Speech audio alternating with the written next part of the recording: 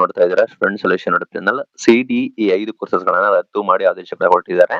Means ಏನಾಗುತ್ತೆ ಅಂದ್ರೆ ಈ 5 ವಿಷಯಗಳಲ್ಲಿ ಸಿಟಿ ರದ್ದಿರುತ್ತೆ. ಮೀನ್ಸ್ ಇಲ್ಲಿ ಕೋರ್ಸಸ್ ರದ್ದಾಗೋದಿಲ್ಲ, ರದ್ದಾಗುತ್ತೆ. ಕಾರಣ ಇಷ್ಟೇ, ವಿದ್ಯಾರ್ಥಿಗಳು ಆಸಕ್ತಿ ತೋರಿಸ್ತಾ ಇಲ್ಲ.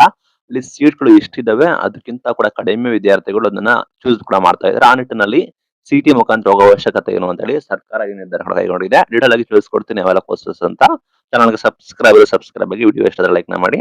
Main thing B okay, engineering okay, but M tech M E ಕೂಡ ಪಡೆಯಕ್ಕೆ ಕೂಡ ವಿದ್ಯಾರ್ಥಿಗಳು ಆಸಕ್ತಿ ತೋರಿಸ್ತಾ ಇಲ್ಲ. ಬಿ ಟೆಕ್ ಸಾಕು ಅಂತ ಇದ್ದಾರೆ. ಇಲ್ಲಿ ಏನಾಗುತ್ತೆ ಅಂದ್ರೆ ಈ ಪ್ರವೇಶ ಪರೀಕ್ಷೆ ಕೂಡ ನಿಮಗೆ ಗೊತ್ತಿರೋ ಹಾಗೆ ಕಳೆದ ಬಾರಿ ರದ್ದು ಕೂಡ ಮಾಡಿತ್ತು ಕೆಲವೊಂದು ಕೋರ್ಸಸ್ ಗಳಿಗೆ. ಅದೇ ರೀತಿ ಸಿಇಟಿ ಕೂಡ ಈ ಬಾರಿ ರದ್ದು ಕೂಡ ಮಾಡಿದೆ. ಮೈನ್ ಥಿಂಗ್ ಇನ್ನು ಇಂಜಿನಿಯರಿಂಗ್ ನೋಡೋದಾದ್ರೆ ಬಯೋಟೆಕ್ನಾಲಜಿ, ಬಿ ಇನ್ ಬಯೋಟೆಕ್ನಾಲಜಿ, ಇಲ್ಲಿ ಏನಾಗಿದೆ ಅಂದ್ರೆ 250ಕ್ಕೂ ಹೆಚ್ಚು ಸೀಟ್ಗಳು ಕೂಡ ಇದಾವೆ. ಬಟ್ ಇಲ್ಲಿ ಕೇವಲ 125 ವಿದ್ಯಾರ್ಥಿಗಳು ಮಾತ್ರ ಅಪ್ಲಿಕೇಶನ್ ಹಾಕಿದ್ರಂತೆ. ಆ ನಿಟ್ಟಿನಲ್ಲಿ ಬಯೋಟೆಕ್ನಾಲಜಿ ಕೋರ್ಸಸ್ ಕೂಡ ಸಿಟಿ ಮುಖಾಂತರ ರದ್ದು ಕೂಡ ಮಾಡಿದ್ದಾರೆ. ಅಂಡ್ ಎನ್ವಿರಾನ್ಮೆಂಟಲ್ ಇಂಜಿನಿಯರಿಂಗ್, ನಿಮಗೆ ಗೊತ್ತಿರೋ ಎನ್ವಿರಾನ್ಮೆಂಟಲ್ ಇಂಜಿನಿಯರಿಂಗ್ ಕೂಡ ಬರುತ್ತೆ ಅಂಡರ್ ಸಿಟಿ ಮುಖಾಂತರ. ಇದು ಕೂಡ ಸೀಟುಗಳು ಕೂಡ ಬಾಳಿದ್ರು ಕೂಡ ಕೇವಲ ಬರೀ 24 ಅರ್ಜಿಗಳು ಅಷ್ಟೇ ಕೂಡ ಹೊಂದಿರುವ ಮಾಹಿತಿ ಬರ್ತಾ ಇದೆ. ಇನ್ನು ಕೆಮಿಕಲ್ ಇಂಜಿನಿಯರಿಂಗ್ ನೋಡೋದಾದ್ರೆ 100ಕ್ಕೂ ಹೆಚ್ಚು ಸೀಟ್ಗಳು ಕೂಡ ಇದಾವೆ. ಬಟ್ ಕೆಮಿಕಲ್ ಇಂಜಿನಿಯರಿಂಗ್ ಬರೀ 14 ಅರ್ಜಿ ಅಷ್ಟೇ ಕೂಡ ಬಂದಿದೆ. ಪಾಲಿಮರ್ ಸೈನ್ಸ್ ಕೇವಲ 2 ವಿದ್ಯಾರ್ಥಿಗಳು ಕೂಡ ಮಾತ್ರ ಅರ್ಜಿ ಹಾಕಿದ್ದಾರೆ. ಟೆಕ್ಸ್ಟೈಲ್ ಟೆಕ್ನಾಲಜಿ ಕೇವಲ 8 ಅರ್ಜಿ ಕೂಡ ಮಾತ್ರ ಲಭಿಸ್ತಾ ಇದೆ. ಈ ನಿಟ್ಟಿನಲ್ಲಿ ಇಷ್ಟೆಲ್ಲ ಕೋರ್ಸ್ ಗಳನ್ನ ಸಿಟಿ ಮುಖಾಂತರ ರದ್ದು ಕೂಡ ಮಾಡಿದ್ದಾರೆ. ಸಿಂಪಲ್ CS, ಸಿವಿಲ್, ಮೆಕ್ಯಾನಿಕಲ್ ಎಲ್ಲ ಕೂಡ ಚೆನ್ನಾಗಿ ಅಡ್ಮಿಷನ್ ಆಗ್ತಾರೆ. ನಿಮಗೆ ಗೊತ್ತಿರೋ ಹಾಗೆ ಲೈಕ್ ಡಿಮ್ಯಾಂಡ್ ಇದೆ, ಇಲ್ಲಿ ಕೂಡ ಮಾಡ್ತಾ ಇದಾರೆ ಅನ್ನೋ ಸಿವಿಲ್ ಮೆಕ್ಯಾನಿಕಲ್ ನೇ ವಿದ್ಯಾರ್ಥಿಗಳು ಚೂಸ್ ಕೂಡ ಮಾಡೋದಿಲ್ಲ. ಎಲ್ಲ ನಮಗೆ CS ಬೇಕು ಅಂತ ಹೋಗ್ತಾರೆ.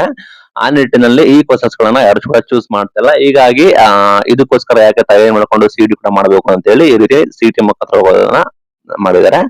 ನಿರಾಸಕ್ತಿ, ಈ 5 ಕೋರ್ಸಸ್ ಗಳನ್ನ ಯಾಕೆ ನಿರಾಸಕ್ತಿ ಆಗಿದೆ ಅಂತ ಹೇಳಿ ಪ್ರಮುಖ ಕಾರಣಗಳು ನೋಡೋದಾದ್ರೆ ಇಂಜಿನಿಯರಿಂಗ್ ಪದವಿ ನಂತರ ತಕ್ಷಣ ಉದ್ಯೋಗ ಲಭ್ಯವಾಗೋದು. ಅಂದ್ರೆ ಇಂಜಿನಿಯರಿಂಗ್ ಮಾಡಿದ ನಂತರ ನಿಮಗೆ ಈ ಕೋರ್ಸಸ್ ಗಳನ್ನ ಮೇಲೆ ನಾನು ಹೇಳಿರೋದ ಮಾಡಿದ್ರೆ ಉದ್ಯೋಗ ಕೂಡ ಸಿಗೋದಿಲ್ಲ.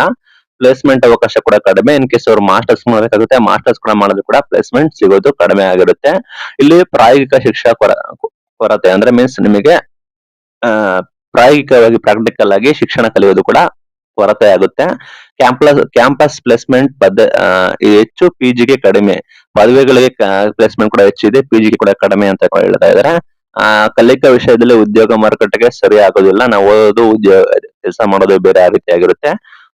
ಏನಾಗುತ್ತೆ ಅಂದ್ರೆ ಇಲ್ಲಿ ಈ ಸ್ಮಾಲ್ ಕೋರ್ಸಸ್ ಗಳು, ಈ ಚಿಕ್ಕ ಪುಟ್ಟ ಕೋರ್ಸಸ್ ಗಳು ಏನ್ ಮಾಡ್ತಾರೆ ಅಂದ್ರೆ IIT, NIT ಅಂಡ್ ಖಾಸಗಿ ಸಂಸ್ಥೆಗಳಲ್ಲಿ ತಗೊಳ್ತಾರೆ. ಇನ್ನು ಉಳಿದವರು ಏನ್ ಕತೆ ಅಂತ ಕೂಡ ಹೇಳಿದ್ದಾರೆ. ಇಲ್ಲಿ ಹೆಚ್ಚಿನ ವೇತನ ನಿರೀಕ್ಷೆಯಿಂದ ತಕ್ಷಣದ ಉದ್ಯೋಗವನ್ನು ಆದ್ಯತೆ ಒತ್ತು ನೀಡುತ್ತಾರೆ ಅಂತ ಕೂಡ ಮಾಹಿತಿ ಕೊಟ್ಟಿದ್ದಾರೆ. ಇಲ್ಲಿ ಏನಾಗಿದೆ ಅಂದ್ರೆ ಇದೇ ರೀತಿ ವಿಶೇಷ ಮಾಹಿತಿ ಅಂತಂದ್ರೆ VTU ಈ ಬಾರಿ 100 PhD ಸೀಟ್ ಗಳನ್ನ ಕೂಡ ಘೋಷಣೆ ಕೂಡ ಮಾಡಿದ್ರು ಕೂಡ 2 ವಿದ್ಯಾರ್ಥಿಗಳು ಮಾತ್ರ ಕೂಡ ಇದನ್ನ ರಿಜಿಸ್ಟ್ರೇಷನ್ ಕೂಡ ಮಾಡ್ಕೊಂಡಿದ್ದಾರೆ ಅಂತ ಹೇಳಿ ಆತಂಕ ಕೂಡ ಬಂದಿದೆ ಈ ಕೋರ್ಸಸ್ ಗಳಲ್ಲಿ. ಕಾರಣ ಏನಂದ್ರೆ ಶಿಕ್ಷಣ ತಜ್ಞರು ಕೂಡ ಏನ್ ಹೇಳಿದ್ದಾರೆ ಅಂದ್ರೆ ವಿದ್ಯಾರ್ಥಿಗಳು ಬಾರಿ ನಿರಾಸಕ್ತಿ ಕೂಡ ಹೊಂದಿದ್ದಾರೆ. ಎಸ್ಪೆಷಲಿ ಬಂದ್ಬಿಟ್ಟು ಉನ್ನತ ಶಿಕ್ಷಣ ಕೂಡ ನಿರಾಸಕ್ತಿ ಹೊಂದಿದ್ದಾರೆ. ಕಲಿಕೆ ಎಂಬ ಹಾದಿಯಲ್ಲಿ ಎಲ್ಲ ಕೂಡ ಉದ್ಯೋಗ ಅಂತ ಹೋಗ್ತಾ ಇದ್ದಾರೆ. ಉದ್ಯೋಗ ಅನ್ನೋದು ತಾತ್ಕಾಲಿಕ, ನಮ್ಮ ಗುರಿ ಭವಿಷ್ಯಕ್ಕೆ ಅಪಾಯಕಾರಿ ಆಗಿರುತ್ತೆ ಅಂತ ಕೂಡ ಹೇಳಿದ್ದಾರೆ. ವಿದ್ಯಾರ್ಥಿಗಳು ಅಪ್ಡೇಟ್ ಆಗೋ ಬದಲು ಹೊಸ ತಂತ್ರಜ್ಞಾನ ಕೂಡ ಬಳಸೋಕೆ ನಾವು ಪ್ರೋತ್ಸಾಹ ಮಾಡ್ಬೇಕು ಅಂತ ಕೂಡ ಹೇಳಿದ್ದಾರೆ. ಇಲ್ಲಿ ಇಷ್ಟೆಲ್ಲ ಕೂಡ ಆಗಿದೆ. ನೀವೇನಾದ್ರೂ biotechnology, environment engineering, chemical engineering, polymer science, textile technology ಹೋಗ್ಬೇಕು ಅಂದ್ರೆ ಸಿಡಿ ಮುಖಾಂತರ ಇರೋದೆಲ್ಲ ನಿಮಗೆ ಆರಾಮಾಗಿ ನೀವು ಹೋಗಬಹುದು. ಇದು ಇವತ್ತಿನ ವಿಡಿಯೋ. ಇದರ ಬಗ್ಗೆ ತಿಳಿಸಿ. Thank you for watching till end. Thank you.